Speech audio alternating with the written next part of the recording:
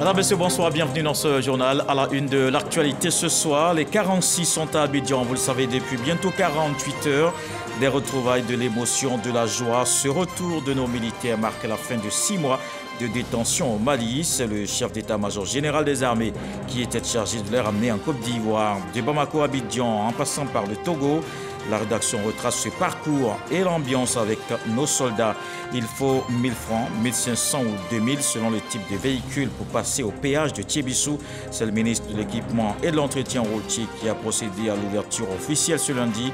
Amédée Kofi Kwaku rassure les usagers. L'État va poursuivre les investissements dans le secteur pour le confort routier et le développement économique. Le nouveau secrétaire général du CAMES a pris fonction à Ouagadougou, au Burkina Faso.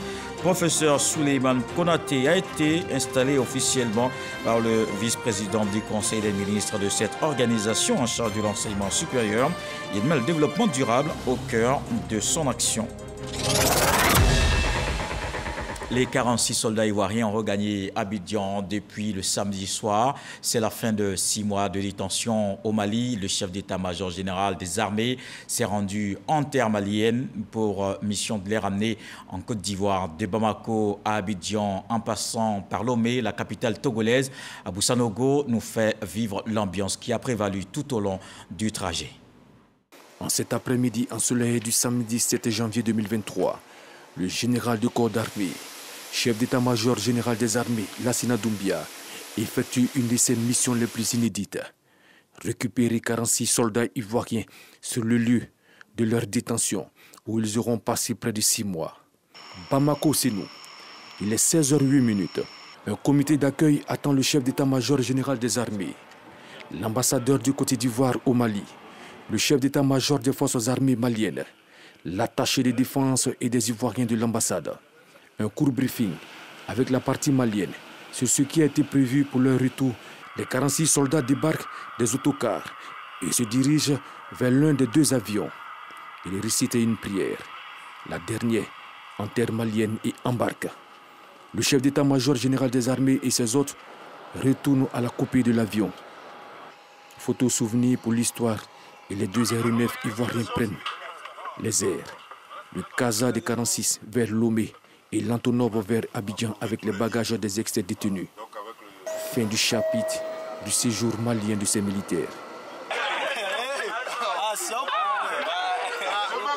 À bord, le chef d'état-major général des armées a son premier échange avec les soldats. Il sera surtout question du programme de la journée et des dispositions prises à leur atterrissage à Abidjan. On va dire merci au président Faure et puis après, on va rentrer chez nous. Le président sera à l'aéroport à Abidjan, voilà, pour vous accueillir. Il tient lui-même à être là-bas, à être à l'aéroport pour vous accueillir, donc avec vos familles, etc. Ensuite, on va aller à l'état-major où vous allez récupérer vos affaires, parce que l'Antonov, lui, va aller directement à Abidjan. Aéroport de Lomé, il est 19h40. Au pied de l'avion, les ministres d'État Kandia Kamara, Téné Birema Ouattara et le ministre directeur du cabinet Fidel Sarasoro, Robert Dussey, ministre togolais des Affaires étrangères et le coordonnateur national du renseignement. Émotion de l'instant. Tout le monde est soulagé, les autorités politiques en premier. Puis, tout le groupe se dirige à la résidence du président togolais. Ils seront félicités et encouragés par le président Faure Gnassingbé. Les soldats ont enfin droit à leur premier menu non malien depuis leur mise en liberté. Pendant ce temps, les autorités politiques ont un tête-à-tête au cours duquel la médiation togolaise est saluée par les émissaires ivoiriens. Le ministre d'État, ministre de la Défense Téné Birema Ouattara, transmet la reconnaissance du chef de l'État ivoirien Alassane Ouattara. Le président Ouattara nous a demandé de venir remercier le président Faure pour l'action qu'il a menée pour que nous arrivions aujourd'hui à la libération des 46 soldats.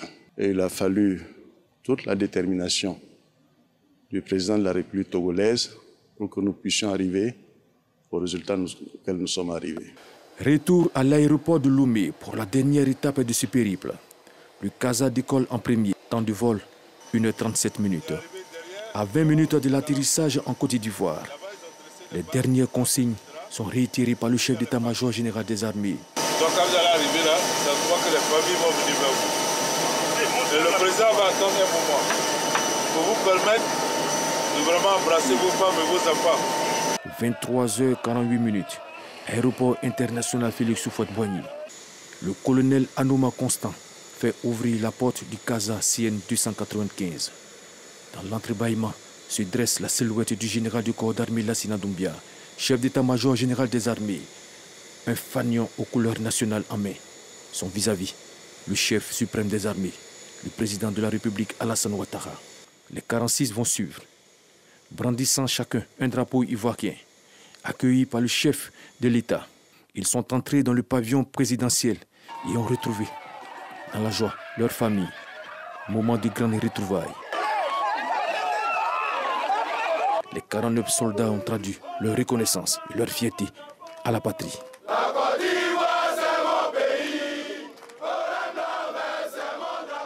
Et l'annonce de la grâce présidentielle accordée aux 49 soldats et leur retour d'ailleurs qu'on vient de voir tout à l'heure était célébré à Korogo. La population et les militants du RHDP ont exprimé leur joie et se sont rassemblés au domicile du ministre de la Communication, Siekwasi Didier Nguessan. À peine la libération des 46 soldats ivoiriens détenus au Mali annoncée, les militants et sympathisants du RHDP de Korogo se sont réunis pour célébrer l'événement. Et c'est le domicile du ministre Amadou Koulibaly, secrétaire départemental de Korogo 2, qui abrite la rencontre. Diplomatie, patience et leadership, le triptyque qui aura permis au président Alassane Ouattara de parvenir à un dénouement heureux de la crise ivoiro-malienne. Je pense que c'est cette passage qui nous a amené à la libération de ces soldats. Félicitations au président de la République, son Excellence Alassane Ouattara. Nous lui disons merci pour sa patience par rapport aux pays voisins, pour tout acte qu'ils ont posé, tous les rumeurs qui ont été coulées, ni mot, il est resté dans le silence et Dieu aujourd'hui a fait grâce. Aujourd'hui, il a ses soldats en main. Ça nous va droit au cœur. Tout en saluant le leadership du président de la République, le ministre Amadou Koulibaly invite les militants du RHDP du Poro à toujours lui faire confiance. Chaque fois qu'on nous a dit, le président a dit, on s'est aligné parce qu'on a confiance. Et c'est à cette même confiance que je vais vous appeler. Et comme on a confiance en lui, on doit pouvoir se donner la main pour être un bouclier autour de lui. Nous avons toujours été son bouclier, continuons d'être son bouclier pour lui permettre de continuer à faire ce qu'il fait si bien, développer notre pays. C'est à peu près 6 mois que les soldats ivoiriens auront passé en détention avant de regagner Abidjan le samedi 7 janvier dernier. Autre chose dans l'actualité, la ministre d'État, ministre des Affaires étrangères, était chez le président Bédié. Kandia Camara est émissaire du président de la République, Alassane Ouattara. La rencontre porte sur la remise du prix Félix Houphouët-Boigny pour la recherche de la paix. Éric Goré. La cérémonie de remise du prix Félix Houphouët-Boigny UNESCO pour la recherche de la paix aura lieu en Côte d'Ivoire cette année, précisément à Yamoussoukro. Sur instruction du président de la République, Kandia Camara Kamisoko est allé porter l'information à Henri Konan Bédié, président du PDCI RDA et par ailleurs protecteur du prix Félix Houphouët-Boigny UNESCO pour la recherche de la paix. L'occasion a été opportune pour évoquer l'ancienne chancelière allemande Angela Merkel, choix du jury. L'accueil des réfugiés de divers horizons dans son pays a été fortement apprécié et salué. La Côte d'Ivoire s'apprête donc à accueillir ce grand rendez-vous sous le leadership du président Alassane Ouattara. Envoyé par son Excellence M. Alassane Ouattara, président de la République, porteur de plusieurs messages. Le premier message a trait à des vœux que nous a demandé d'adresser à son aîné, M. le Président Henri Konan Bédié. Il nous a chargé de lui porter la nouvelle concernant l'organisation le 8 février prochain de la cérémonie de remise du prix Félix Houphouët-Boigny pour la recherche de la paix. Il faut savoir que de coutume, la cérémonie se déroule à Paris, mais l'UNESCO a bien voulu que pour cette édition, que cela se fasse dans la ville natale du président Félix Houphouët-Boigny.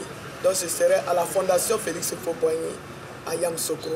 Cette rencontre de la ministre d'État, Kandia Kamisoko Kamara, et du président Bédié contribue à l'apaisement et à la promotion de la paix en Côte d'Ivoire. Justement, parlons de la paix. Le programme national de cohésion sociale fait don d'équipements, de bureaux et de matériel agricole aux coopératives et centres multiethniques de médiation et d'arbitrage de Côte d'Ivoire. Ce soutien pour amener les populations à être des acteurs de paix dans les différentes villes. Jean-Marc Djadji. Des ordinateurs, des chaises, des broyeuses, des tricycles, du matériel de bureautique, des cuisinières et des machines à coudre sont entre autres les dons offerts aux communautés et administrations des villes sélectionnées par le ministère de la Réconciliation et de la Cohésion nationale à travers sa structure, le PNCS. Objectif, mener à bien les différentes missions de réconciliation.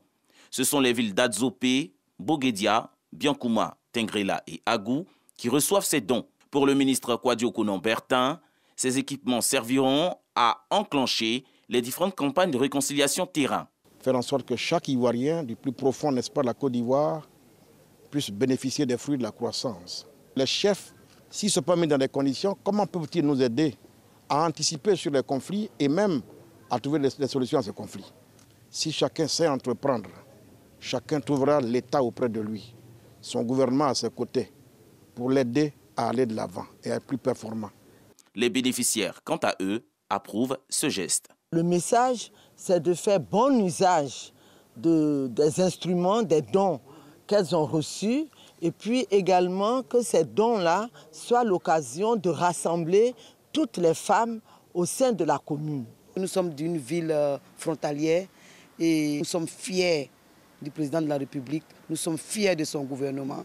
Et tous ces dons, je fais confiance à nos chefs et les femmes sont au travail. Le ministre de la Réconciliation et de la Cohésion nationale promet effectuer une tournée dans ces villes afin d'installer les différents points focaux et impliquer les différents chefs de communauté. Dans l'est du pays, le ministre d'État Kobena Kwasi Adjoumani a reçu le roi d'Hébron, les chefs de province et les chefs traditionnels du Gontougo. Ils lui ont exprimé leur soutien et fait des bénédictions pour la poursuite des actions de développement local. Les populations ont aussi traduit leur soutien aux chefs de l'État et au gouvernement, exhortés à renforcer la dynamique de développement dans le pays. Herman Yamien. Une année vient de s'achever et une nouvelle commence. Que faut-il faire pour renforcer la cohésion entre les différentes communautés vivant dans le Gontougo afin de favoriser le développement de la région? C'est pour trouver des pistes de solutions à cette problématique que le ministre d'État, ministre de l'Agriculture et du Développement rural, a rencontré le roi d'Hébron, Nana Dengra Kwasi Adjoumani, et ses 5 chefs de province, les élus et cadres, ainsi que l'ensemble des chefs des 166 villages de la région du Gontougo. Heureux de cette démarche du ministre d'État Kobena Kwasi Adjoumani, les têtes couronnées n'ont pas manqué de lui exprimer leur reconnaissance pour les avoir associés à ces échanges. Il fallait qu'ensemble, on vienne voir notre fils ministre, échanger avec lui et pouvoir ensemble comment aborder cette nouvelle année avec beaucoup de confiance. C'est un éléphant vraiment. Il est là dans les enfants pour aider tout le monde. Ce n'est pas pour dire qu'il connaît monsieur ou il ne le connaît pas. Jamais. Le ministre d'État Kobena Kwasi Adjoumani s'est réjoui de cette forte mobilisation des populations pour qui le développement du Gontougo est aussi une priorité, avant d'indiquer que c'est toujours un plaisir pour lui d'être au milieu des siens à chaque nouvelle année. Je sors édifié parce que moi, chaque année, je viens me ressourcer auprès de mes chefs. Et je peux dire qu'en matière de formation, j'en ai eu. Et je leur dis merci pour les conseils d'usage qu'ils me donnent chaque jour que Dieu fait. Au cours de ces rencontres, les populations et chefs traditionnels ont prié pour le président de la République Alassane Ouattara, le Premier ministre Patrick Achi et son gouvernement, afin qu'ils soient éclairés dans la prise de décisions engageant la vie de la nation. Et c'est officiel depuis ce lundi 9 janvier 2023. La traversée de l'autoroute Yamoussoukro-Tiébissou est payante. Le tarif est fixé à 1000 francs, 1500 ou 2000 selon le type de véhicule. C'est le ministre de l'Équipement et de l'Entretien routier qui a procédé à la mise en service de ce péage de Tiébissou. Amédée Kofi Kouakou a saisi l'occasion pour réaffirmer l'engagement de l'État à poursuivre les investissements dans le domaine routier. Le reportage de Léon Brou. Sur l'autoroute Yamoussoukro-Tiébissou, le ministre de l'Équipement et de l'Entretien routier est stoppé par un poste à péage. Amédée Kofi-Kwaku paie son ticket avant de poursuivre son trajet, marquant ainsi la mise en service officielle du péage de Tiébissou. À débourser pour compter de ce lundi 9 janvier 2023, 1000 francs, 1500 francs ou 2000 francs CFA, respectivement pour les véhicules légers et intermédiaires, les autocars et véhicules à 2 essieux, les autocars et véhicules à 3 essieux et plus. Les transporteurs favorables à ces tarifs. Si vous voyez aujourd'hui l'argent qui est investi pour l'entretien d'une flotte sur une mauvaise route, et si vous voyez le même transporteur avec la même flotte sur une route comme celle-ci, vous allez voir que l'argent qui est investi pour l'entretien de la flotte baisse considérablement. Et c'est pour cela que nous nous approprions la politique de construction des routes. Soulignant la baisse des tarifs du péage de Tiébissou par rapport à ceux des précédentes installations, le ministre de l'Équipement explique que le gouvernement les a fixés dans le prolongement de sa lutte contre la vie chère. Amédée Kwaku assure de l'ouverture continue de l'ancienne route et exhorte tout de même à emprunter l'autoroute Yamoussoukro-Tiébissou. Le but, booster l'économie, garantir la sécurité des biens et des personnes. Si vous prenez un petit véhicule qui passe sur l'ancienne voie, avec le carburant, avec l'état de la route, donc les risques d'accident, la gestion des pneumatiques, tout ça c'est un minimum 5 000.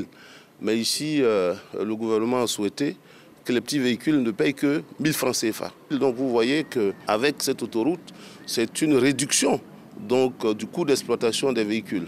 Donc ça permettra à nos automobilistes de réaliser des économies, donc d'assurer un entretien vraiment régulier de cette voie. Le péage de Tiébissou est le 3e de l'autoroute du Nord, longue de 284 km entre Abidjan et Tiébissou. Son financement est inclus dans le coût de réalisation de la section Yamoussoukro-Tiébissou, ouverte à la circulation en décembre 2022. Et le Nouvel An est une occasion de passer en revue les réalisations et envisager les perspectives. Le ministre de l'Intérieur et de la Sécurité a rencontré ses collaborateurs. Fagondo Diomandé les félicite pour le travail abattu et exhorte à plus d'engagement au service de la sécurisation des biens et des personnes. Frédéric Oulaï, Aboussanogo. C'est l'esplanade de nouveaux locaux du ministère de l'Intérieur et de la Sécurité qui a servi de cadre pour passer en revue les activités de l'année 2020 du ministère de l'Intérieur et de la Sécurité. Au nombre des intervenants, le directeur général de la police nationale, Youssouf Kouyaté, qui a égrené les actions pour améliorer les conditions de vie et de travail des fonctionnaires de police. Youssouf Kouyaté a également égrené quelques doléances. Pour la police nationale, la poursuite de la réforme, le projet de décret portant modification de limite d'âge statutaire de départ à la retraite des personnels de la police nationale. Pour l'Office national de la protection civile, la réforme des textes de protection civile et du texte fondateur de l'ONPC. 106 véhicules de commandement au préfet. 162 autorités préfectorales ont bénéficié d'indemnités de déplacement. 26 bureaux et résidences réhabilités. À cela s'ajoutent 497 bureaux équipés. Des pèlerinages en faveur de communautés musulmanes et chrétiennes. Quelques aspects du bilan dressé par le directeur général de l'administration du territoire. En termes de perspective pour 2023, la DGAD entend poursuivre la réforme des textes engagés l'année dernière. Il s'agit de la réforme de l'uniforme des autorités préfectorales qui constitue une forte attente de vos collaborateurs en circonscription administrative. Il s'agit aussi de la vote du projet de loi relatif aux organisations de la société civile. 2023, année de grands défis pour l'ensemble de son département ministériel, a indiqué le ministre de l'Intérieur et de la Sécurité, Fagondo Diomandé. Le challenge qui nous attend est énorme. Et j'ai foi que nous allons le tenir. J'ai foi que nous allons le relever et nous le relèverons. Parce que vous êtes chacun d'entre vous engagé de la même manière que vous l'avez toujours été pour que justement ce que nous avons pu faire en 2022 puisse être augmenté et multiplié par X en 2023. Une cérémonie pleine de symboles. De nombreux présents offerts par les différents corps qui constituent le ministère de l'Intérieur et de la Sécurité. Des statues en forme de l'épervier pour renforcer et atteindre ses objectifs. Des attributs de chef Achan offerts au ministre de l'Intérieur et de la Sécurité, Fagondo Diomandé, baptisée Nana Vadio, et une table basse pleine de symboles. Son élection a été un motif de fierté pour la Côte d'Ivoire. Le nouveau secrétaire général du CAMES a pris fonction à Ouagadougou, Burkina Faso. Il est installé officiellement par le vice-président du Conseil des ministres de cette organisation en charge de l'enseignement supérieur. Durant son mandat de 5 ans, le professeur Souleymane Konaté entend mettre l'accent sur le développement durable. Envoyé spécial dans la capitale burkinabé, Sephora Zegui Adamakeri. Ouagadougou, capitale du Burkina Faso. Nous sommes au siège du CAMES, Conseil africain et malgache pour l'enseignement supérieur. La Côte d'Ivoire, désormais aux commandes de l'institution. Le professeur Souleymane Konaté reçoit ses attributs de nouveau secrétaire général. Durant son mandat, il envisage de faire du CAMES une référence internationale. Nous envisageons, entre autres, de préserver et consolider les nombreux acquis de notre institution commune, de promouvoir le label CAMES et de renforcer sa crédibilité. C'est à la 39e session ordinaire du Conseil des ministres du CAMES qu'il est élu pour présider aux destinées de cette institution africaine. Il est installé ce jour par le vice-président du Conseil des ministres du CAMES, le professeur Adjima Tiombiano. Après 55 années d'existence, le CAMES peut revendiquer un savoir-faire de tout premier plan dans l'intégration en matière d'enseignement supérieur et de recherche grâce à ces différents programmes qui engendrent des performances remarquables. En procédant à l'installation d'une nouvelle équipe dirigeante, le CAMES veut se donner les moyens d'une nouvelle dynamique pour tendre vers sa vision d'un véritable instrument d'intégration pour un enseignement supérieur de qualité au service des nations. Le CAMES est un outil d'intégration panafricaine à l'heure de la mondialisation des systèmes d'enseignement supérieur et de recherche. La nouvelle équipe dirigeante a donc le soutien de tous les ministres des 19 pays membres. C'est la première fois depuis 55 ans d'existence du CAMES qu'un Ivoirien est à la tête de l'institution. Fierté donc pour le pays, représenté par Adama Diawara, le ministre de l'Enseignement supérieur et de la Recherche scientifique. L'élection d'un secrétaire général du CAMES qui soit ivoirien présente un certain nombre d'avantages pour nous. La première des choses, évidemment, qui est triviale, c'est la promotion à l'échelle internationale d'un cadre ivoirien. La deuxième chose, c'est la visibilité de notre système d'enseignement supérieur et de recherche scientifique. Et partant de là, le rayonnement de la Côte d'Ivoire. Et le dernier point que je pourrais ajouter, qui n'est pas le dernier en termes d'importance, c'est le fait que la Côte d'Ivoire, par ce canal-là, pourra influer, pourra impacter, pourra orienter, peser sur l'orientation du système d'enseignement supérieur et de recherche scientifique africain. Souleymane Konaté est né en 1967 à Korogo, en Côte d'Ivoire. Il est marié et père de 4 enfants. Professeur titulaire des universités du CAMES en écologie biologie du sol, il est détenteur d'un DEA d'écologie tropicale de l'Université d'Abidjan et d'un doctorat unique en écologie de l'Université Pierre et Marie Curie de France. Il a désormais la responsabilité du CAMES pendant les 5 prochaines années. Et après 2 semaines à la maison, les élèves et les encadreurs ont repris le chemin de l'école ce lundi. Tous les apprenants sont réunis dans une ambiance studieuse avec les enseignants. Vous allez le voir dans ce constat de Wilfried Kwa. Après les fêtes de fin d'année, l'école reprend ses droits. Dans les établissements primaires, l'ambiance des cours de récréation est de retour. Les élèves sont heureux de se retrouver. La rentrée est tranquille. Les enfants sont arrivés comme d'habitude, on va dire. Il n'y a pas eu beaucoup d'absents. Au secondaire, les apprenants et enseignants reprennent les cours. Ce matin, une leçon de mathématiques. Bon, pendant les congés, je n'ai pas vraiment fêté. J'étais en train d'étudier. La rentrée se passe bien. On va se remettre dans notre esprit de travail. Encadreurs et proviseurs, heureux du retour des élèves, les encouragent à mieux se concentrer pour une année scolaire réussie. C'est une rentrée normale et surtout de retrouvailles. Le personnel également, tout le monde est content. Le travail a repris. L'esprit de civisme marqué par le respect du calendrier scolaire, notamment les dates de départ en congé, renforce l'espoir d'améliorer les résultats scolaires. Dans l'actualité politique, le RHDP s'organise pour remporter les échéances électorales à venir. À Makori, le parti a désigné le ministre des Eaux et Forêts, Laurent Tchagba, candidat au municipal de 2023, Issa Tionayo. Le ministre des Eaux et Forêts, Laurent Tchagba, candidat aux élections municipales de 2023 du RHDP, Rassemblement des Oufoutistes pour la démocratie et la paix, à Marcory. Ainsi en a décidé la direction du parti. Le président du directoire du RHDP, Gilbert Kafana Kone, compte sur lui pour remporter la victoire finale dans cette commune, aux mains de l'opposition. Je voudrais vous demander